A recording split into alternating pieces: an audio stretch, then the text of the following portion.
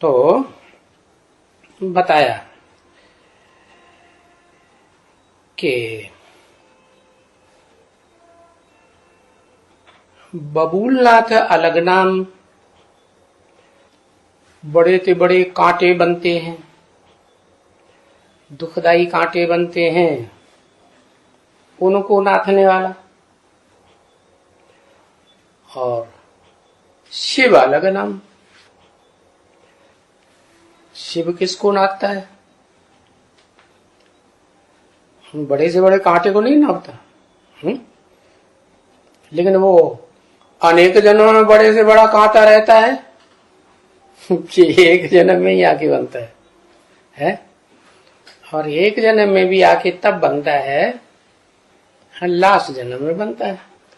वो भी तब बनता है जब संग का रंग लेते लेते लेते लास्ट में आकर के शिव बाप जब आते हैं और आने का उनका हिसाब ये बता दिया दिव्य जन्म का कि औरों के आत्माओं के मुकाबले उनका दिव्य जन्म कैसा है। और आत्माएं जो प्रवेश करती हैं, भूत प्रेत वगैरह भी प्रवेश करते हैं, या आत्मा गर्भ में भी प्रवेश करती है, तो प्रवेश करने का उनका तरीका अलग है सबसे।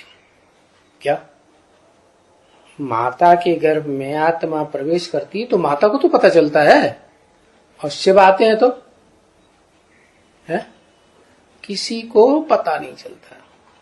इसलिए जब शिव आया उस मुकर्रर रथ में तो उसको भी पता नहीं चलता। जब पता ही नहीं चलता है तो पुरानी परंपराएं जो चली आ रही हैं समाज में, दुनिया में, क्या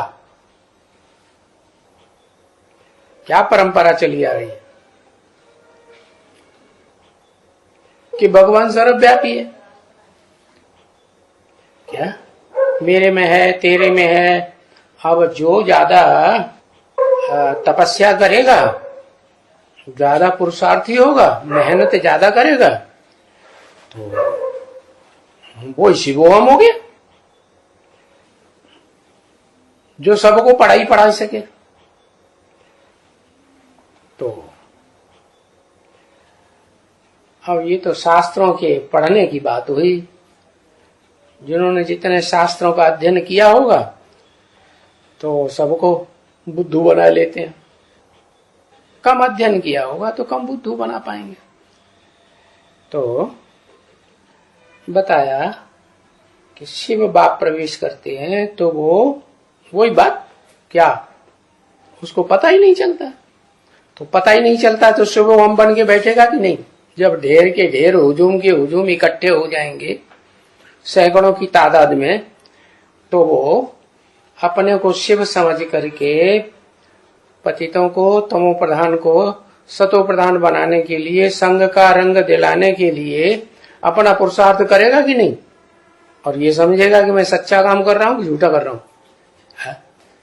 सच्चाई समझ के करेगा ना। तो उस समय की बात नहीं है, बात तब की है जब उसे आत्मा का परिचय मिलता है और बाप का भी परिचय मिलता है कि इस मनुष्य सृष्टि में जो भी पार्टधारी आत्माएं हैं, चारों सीन में या कोई एक सीन में या कम या ज्यादा, तो वो सब पार्टधारी आत्माएं बिंदु हैं।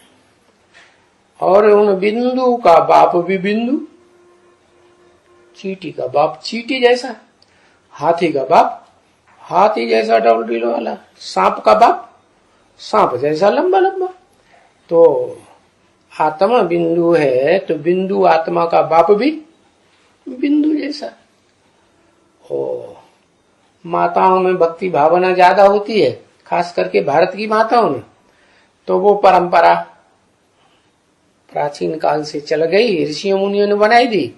क्या जो गीता में लिखा हुआ, भ्रवोर मध्य प्राणमावेश्य सम्यक, भ्रकुटी के बीच में आत्मा को याद करो।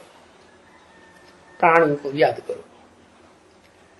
तो जो परंपरा डाल दी कि भ्रुकुटी के बीच में ज्योति बिंदु आत्मा रहती है, तो माताएं तो पक्की हैं आज तक भी।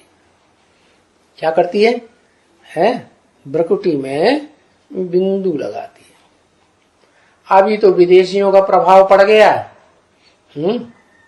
तो खान पान रहन सहन सब कुछ बदल गया भारतवासियों में, क्योंकि भारतवासी कन्वर्ट भी तो जल्दी होते हैं संघ के रंग में। तो अभी तो कोई कोई तो अभी भी लगाती है कि नहीं, देखा है दुनिया में, खास करके भारत में कोई कोई माताएं आज भी बिंदी लगाती हैं। पता नहीं है इसलिए बड़ा बिंदा भी लगा लेती है। तो बाप आके बताते हैं, बच्चे तुम ज्योति बिंदु आत्मा हो, तो दूसरा कोई तुम्हें देखे तो उसे तुम्हारी भ्रुकुटी में बिंदु याद पड़े तो अच्छा ही है ना। तो डायरेक्शन दे दिया कि छोटा सा स्टार सफेद वाला बिंदी लगानी चाहिए। तो भले बाप ने बोल दिया, सुप्रीम सोल ने बोल दिया, तो भी भाई लोग लगाते हैं कि माताएं लगाती हैं? माताएं लगाती हैं, भाई लोग नहीं मानने वाले, लफड़ेबाजी।